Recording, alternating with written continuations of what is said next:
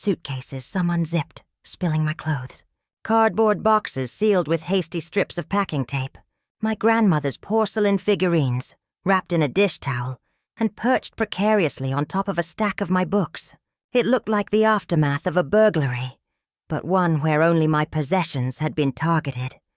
Support us by subscribe to our channel. I stood there, my hand still on the doorknob, my mind refusing to process the image. Then my children emerged from the kitchen. My son Jason, arms crossed over his chest, his face a mask of defensive resolve. My daughter Chloe, hovering behind him, unable to meet my eyes. "Mom," Jason said, his voice too loud in the unnatural silence. "We need to talk." I let the door swing shut. The click echoed. "I see that." I gestured to the pile. "What is this?" "It's your things," he stated as if it were obvious. "We've packed for you." Packed for me. I repeated the words, tasting their absurdity. "And why have you done that?" Chloe flinched. Jason's jaw tightened. "The house is too crowded. With Sarah and the baby moving in, we don't have the space for you anymore." Sarah was his wife. The baby, my 6-month-old grandson, whose nursery had been my sewing room. The room I had willingly given up, I see.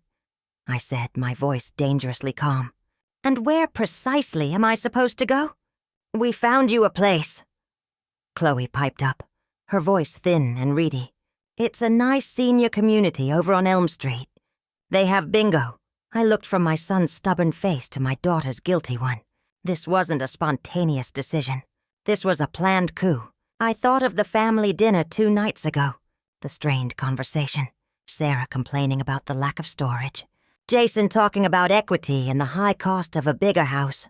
They had been laying the groundwork, and I, the fool, had thought they were just venting. They were taking a vote, and I hadn't realized I was on the ballot. They thought I would cry. They thought I would beg. They expected the emotional drama of a mother scorned. They had prepared for tears, for guilt trips, for a scene. They were not prepared for what happened next. I didn't cry. I didn't raise my voice. I simply looked at my watch. "Very well," I said. I turned, opened the door, and stepped back outside. "Mom, where are you going?" Jason called after me, confusion replacing his resolve. I didn't answer. I walked to my car, got in, and drove away.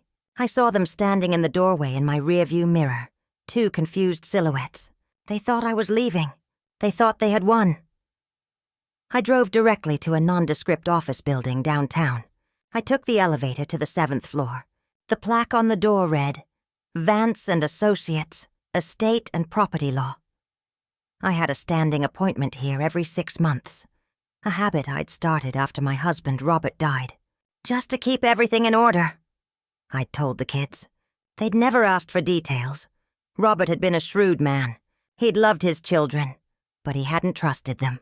"Blood is thick, Lena," he'd told me, "but greed is a solvent." The house, the investments, everything was in irrevocable trust. I was the sole trustee. On paper, I didn't own the house. The trust did, and I controlled the trust. My lawyer, Robert Vance, the son of my late husband's lawyer, looked up from his desk as I walked in. He took one look at my face and closed the file he was working on. "Lena, you're early for our meeting." "We have a situation," I said, sitting down in the leather chair across from him. "My children have packed my bags and informed me there is no space for me in my own home." Robert Vance didn't look surprised. He just nodded slowly. "I see. And your response?" "I left. I need you to assemble a team. We're going back. Now." 30 minutes later, I pulled back into my driveway. Behind me were 2 cars. One contained Robert Vance and his associate. The other contained 2 large, polite, but immovable men from a high-end security firm. Witnesses and insurance. The front door was still open. Jason and Chloe were in the living room, now joined by Sarah, who was holding the baby. They were talking in low, confused tones. They fell silent when I walked in, followed by my small professional army. "Mom, what is this?" Jason demanded, his eyes flicking from the lawyers to the security personnel. This is a clarification of the living situation, I said. I turned to Robert. Mr. Vance, if you would. Robert Vance stepped forward. Jason Chloe, I am the legal counsel for the Robert Millwood Family Trust. This property and all its contents are assets of that trust. Your mother, Lena Millwood, is the sole trustee. You have no legal right to occupy this premises or to remove her belongings. The color drained from Jason's face. What are you talking about? This is our house. It is not, Vance said calmly, opening his briefcase and pulling out a sheaf of documents. It never was. You are licensees, residing here at the pleasure of the trustee. That pleasure has been revoked. He handed Jason a formal-looking document. This is a notice to vacate. You have 72 hours to remove yourselves and your personal property from the premises.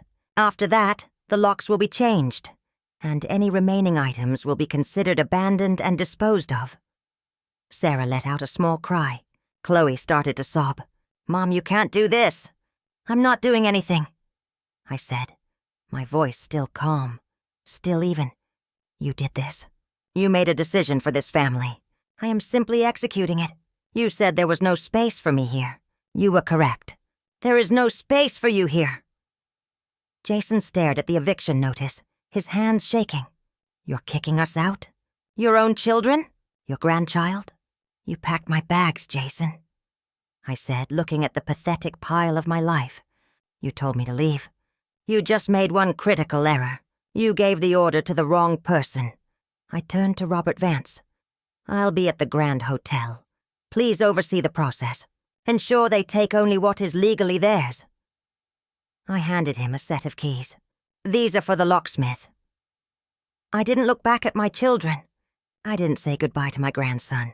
I walked out of the house I had built with their father, the house they had just tried to steal from me. They thought I would stay silent. They thought my love for them was a weakness they could exploit. They were wrong. My love was a choice, and today I had made a different one.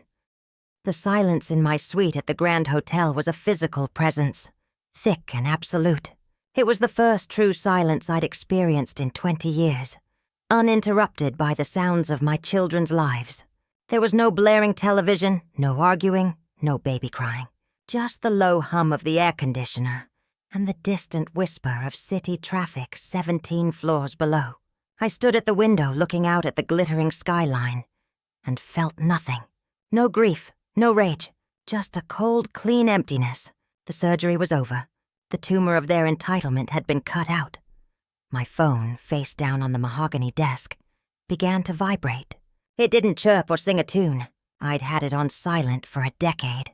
The screen lit up with a photo of Jason, Chloe, and me from a happier time. I watched it buzz and skitter across the polished wood like a dying insect. I let it go to voicemail. It started again, and again. A relentless digital pounding on my door. I didn't answer. They needed to sit in the silence, too. They needed to stare at the mountain of their own belongings now piling up in their living room and understand the full weight of the word consequence. After the 12th call, a text came through from Chloe. Mom, please. We need to talk. This is crazy. Where are you? I picked up the phone. My fingers were steady. I typed a single sentence. The Grand Hotel, Suite 1704. Come alone. 10 a.m. tomorrow. If Jason or Sarah are with you, you will not be admitted. I sent it and put the phone back down. It was silent after that. The next morning at precisely 10 a.m., there was a soft knock on my door. I opened it. Chloe stood there alone. She looked like she hadn't slept. Her eyes were red-rimmed and puffy. Her hair was a mess. The confident woman who had stood behind her brother 2 days ago was gone. Replaced by a frightened girl. Mom, she whispered, her voice cracking.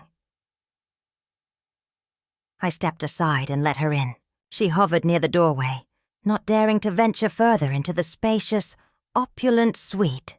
Sit, I said, gesturing to a plush armchair. She sank into it, looking small and lost. Mom, I'm so sorry. It was Jason's idea. And Sarah. They pressured me. I didn't want to do it. I didn't sit. I remained standing, looking down at her. It doesn't matter whose idea it was, Chloe. You participated. You packed my things. You stood by while your brother told me there was no space for me in my own home. You are an accomplice. She flinched as if I'd struck her. What are you going to do? You can't really kick us out. Where will we go? We have a baby. That, I said, my voice flat, is no longer my concern. You made it clear I am a separate entity from your family unit. I am simply respecting your boundaries. But we're your family, she cried, tears starting to flow. Are you? I asked. Family doesn't dump each other's belongings on the floor like trash. Family discusses things. You didn't discuss. You issued an eviction notice. I am just following your lead, but with the correct legal authority. I walked to the desk and picked up a single sheet of paper. It was a list. I've had some time to think, and to review the trust documents. Your father was very thorough. I handed her the paper. Her eyes scanned it, growing wider with each line. What? What is this? It's an accounting, I said. The down payment for Jason's house, paid from the trust. The lease payments for Chloe's BMW for the first 3 years, paid from the trust. The loan for Sarah's business startup capital, which was never repaid, forgiven by the trust. The monthly allowances you both continued to receive well into your 30s. From the trust. I let the list hang in the air between us. You have been living off my assets, our assets, for your entire adult lives. You weren't just living in my house. You were living on my dime, and you thought you could evict the bank. Chloe was sobbing openly now, the paper crumpling in her trembling hands. We'll pay it back. We'll do anything. Just please don't make us leave the house. It's too late for that, I said. The trust is being dissolved and restructured. All disbursements to you and your brother are terminated, effective immediately. The eviction stands. You have? I glanced at my watch. Just over 48 hours left. I walked to the door and opened it. Our meeting is over. Mom, please, she begged, stumbling to her feet. Goodbye, Chloe. She stared at me, her face a mask of utter devastation, and then she shuffled out into the hallway. I closed the door, locking it. I could hear her crying on the other side for a minute before the sound faded away. My phone buzzed again. Jason this time. I didn't answer. He sent a torrent of angry, pleading, threatening texts. I read them, then blocked his number. They had thought the family dinner was a strategy session. They had thought my silence was compliance. They were now learning that the quietest person in the room is often the one who holds the real power.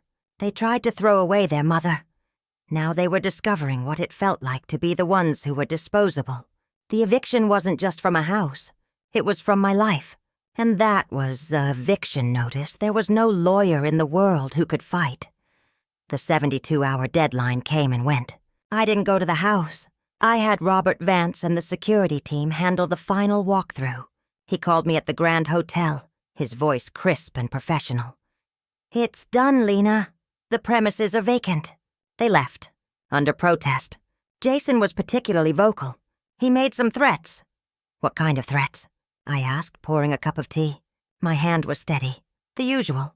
Lawsuits, contesting the trust, claiming elder abuse and undue influence. It's all bluster. The trust is ironclad. He has no standing. Good. Change the locks. Have the security system codes reset. And send me the bill. Already handled. What would you like done with the property? I'll decide that later, I said. For now, let it sit. I hired a cleaning service to scrub the house from top to bottom.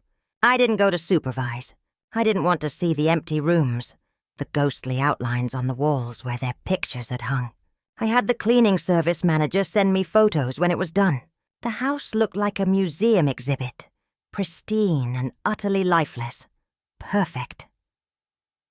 A week after the eviction, the first letter arrived from a lawyer. Jason and Chloe had pooled their resources and hired a pit bull named Ben Carter. His letter was full of fiery language, demanding I cease and desist and immediately reinstate my children into the home. It threatened a costly and embarrassing public litigation. I forwarded it directly to Robert Vance with a 2-word email. Handle it. Vance's response to Carter was a masterpiece of legal annihilation.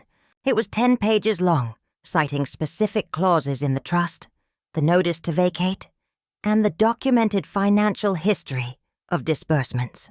It concluded by stating that any further communication should be directed to his office, and that if they proceeded with litigation, he would not only defend vigorously, but would also file a countersuit for malicious prosecution and the recovery of all legal fees.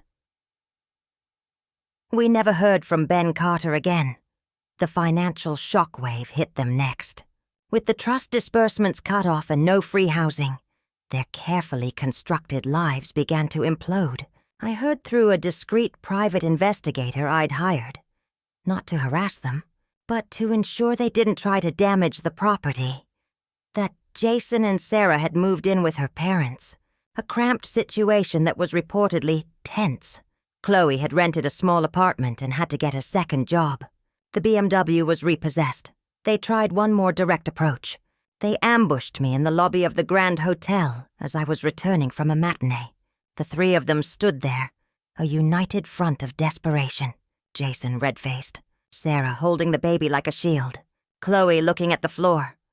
"Mom, we need to talk. Right now," Jason demanded, his voice echoing in the marble lobby.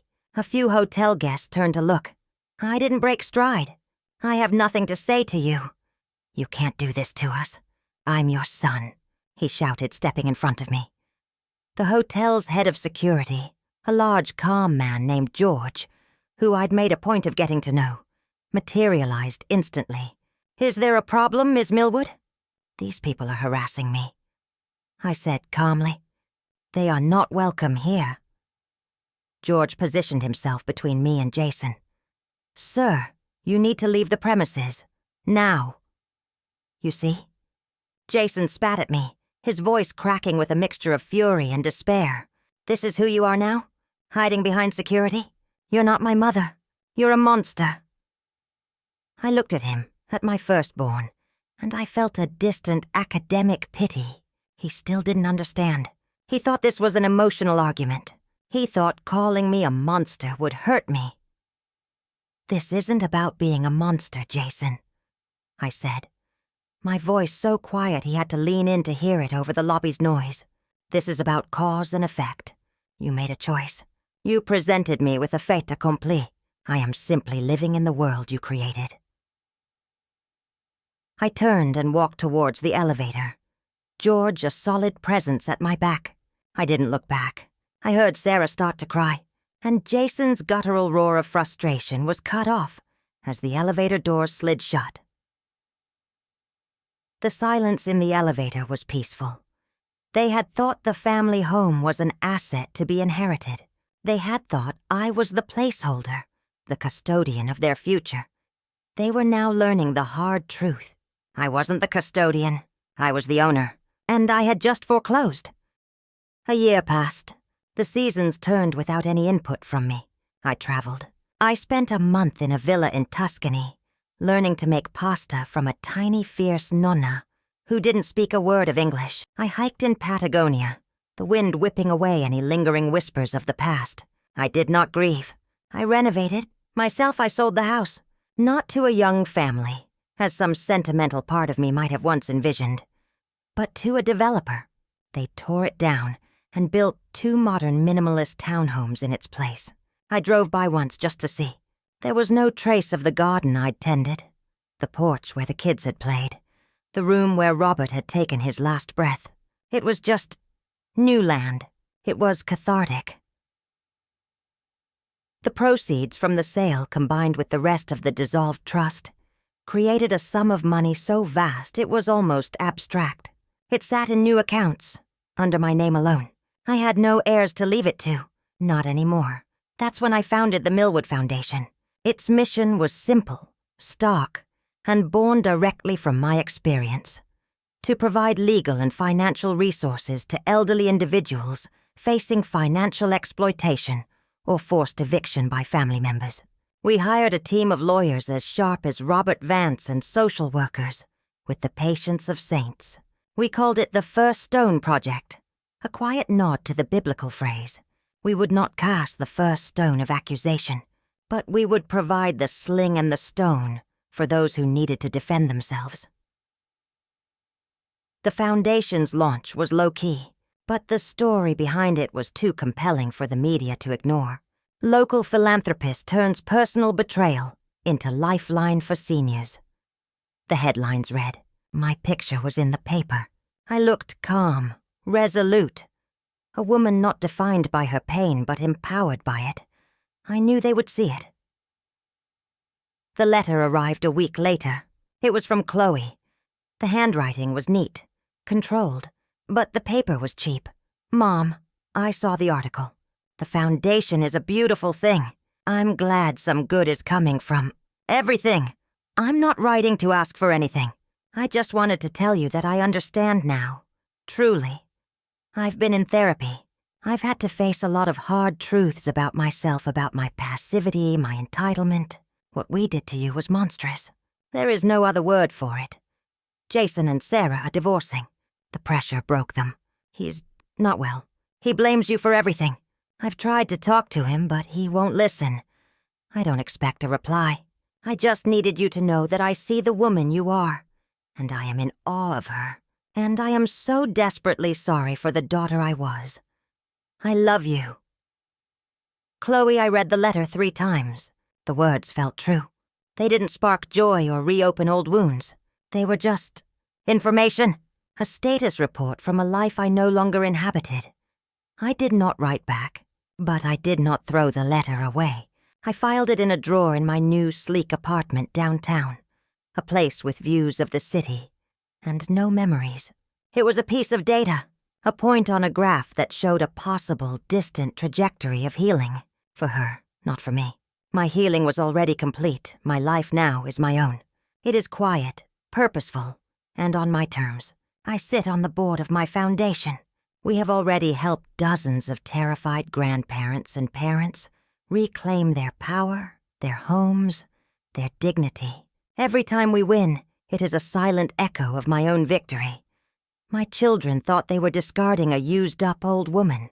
They thought my silence at that dinner was weakness. They were wrong. My silence was the quiet before the storm. My departure was not a retreat.